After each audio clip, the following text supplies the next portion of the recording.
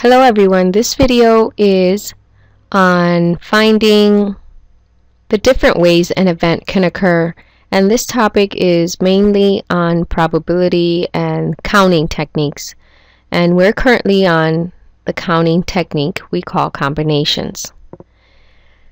In class I gave you a couple of examples for you to do as a warm-up, and I want to go over them again here so that if you didn't understand you can review with this video. We had this as the first problem on the board, and it says find the number of ways to purchase 2 games from a display of 7 games. Now the first thing I always tell you guys to do is before you start calculating anything, you need to determine if this is a problem where I need to do a permutation or if it's a problem where I need to do a combination. So what I like to do is put myself in the situation and I try to figure out if I am going to use permutation or a combination. So if I'm finding the number of ways I can purchase 2 games from a display of 7 games, I picture myself going into the store and randomly picking 2 games out of the display.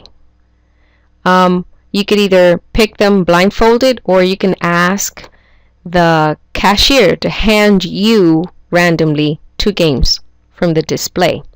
And let's say you chose game 1 and game 3.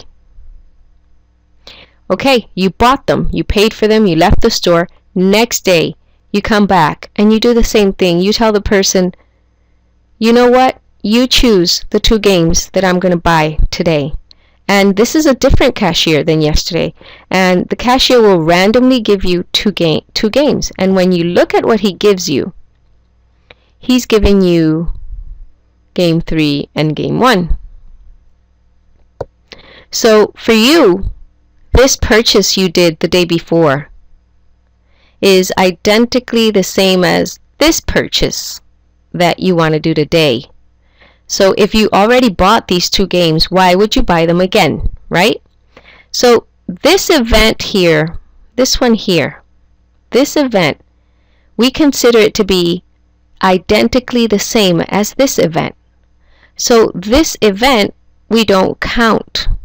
And let's say you come in the 3rd day and you ask that person to randomly give you 2 games, and he gives you game 4 and game 6.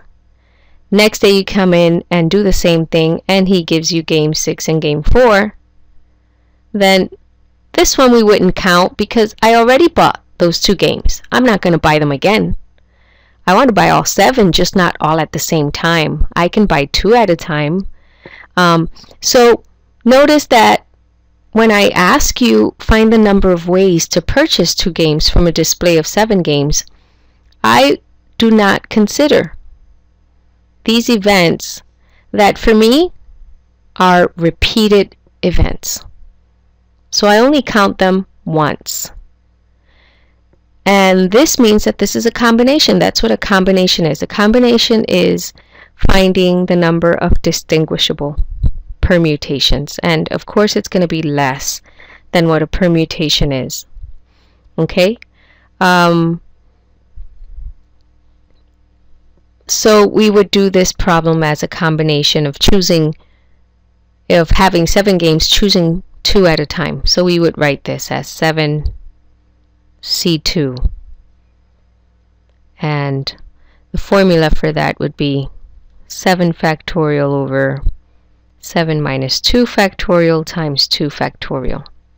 And you can do this in your calculator, and some calculators will have a combination button or a key that you can fill in the 7 and the 2 and it will do all the work for you. But if you don't, then you have to do it by hand, and this would look like this: 7 times 6 times 5 times 4 times 3 times 2 times 1 divided by 7 minus 2 is 5, and 5 factorial is 5 times 4 times 3 times 2 times 1, and then we multiply by 2 factorial, which is times 2 times 1.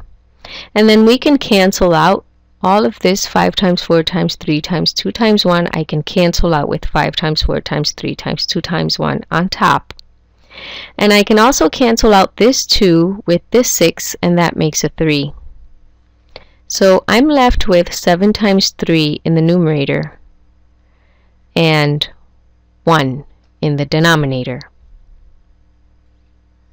So there are 21 different ways in which I can purchase 2 games from a display that has 7 games.